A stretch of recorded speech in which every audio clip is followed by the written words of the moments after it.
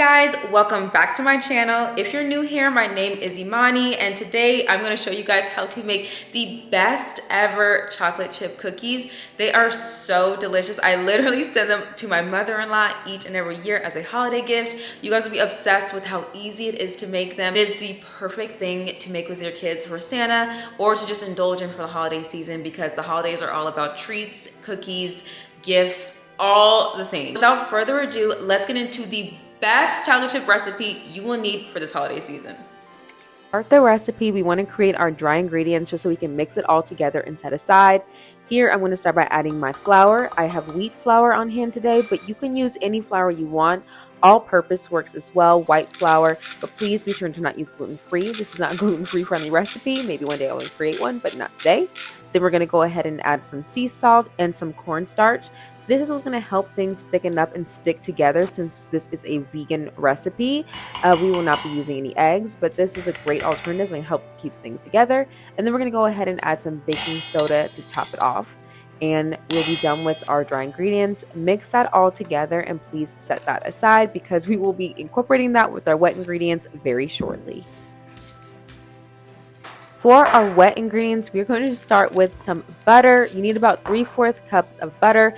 I am using a vegan butter. You can use any vegan butter you like. Then we're going to add in a cup of brown sugar. You can use light or dark. And then we're going to top off with a little bit of cane sugar. You'll see the majority of this recipe is sugar. It helps keep things nice and delicious. And then we're going to add in some vanilla. This kind of went a little bit wrong. I mean, I never measure vanilla, but I did add a little bit too much. So try not to add too much, but measure with your heart. And then we're going to mix every single thing together, and we're going to top off with a little bit of vegan milk.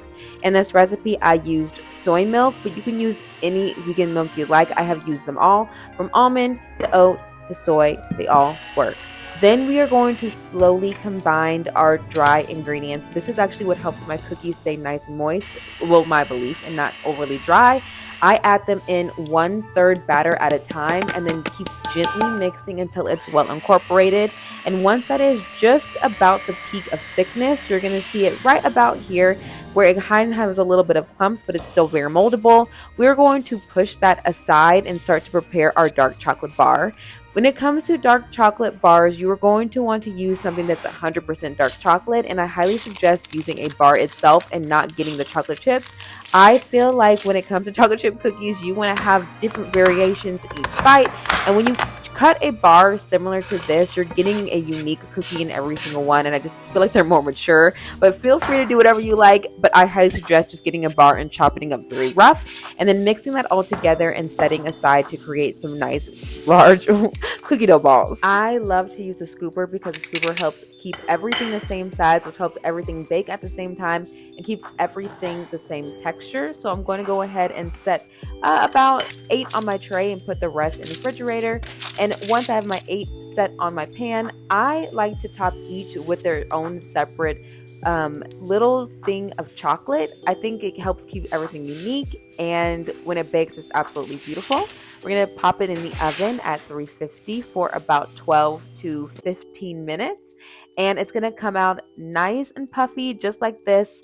We're going to top off with some sea salt, or you can use some pink Himalayan, whichever you prefer, but this is the perfect time while the chocolate is melted to top things off. These cookies are absolutely delicious. They are surprisingly vegan. You can never be able to tell. They're the perfect thing to gift somebody for the holiday season, the perfect thing to bring to a holiday party, or the perfect thing to serve to Santa, and they come out perfect every single time.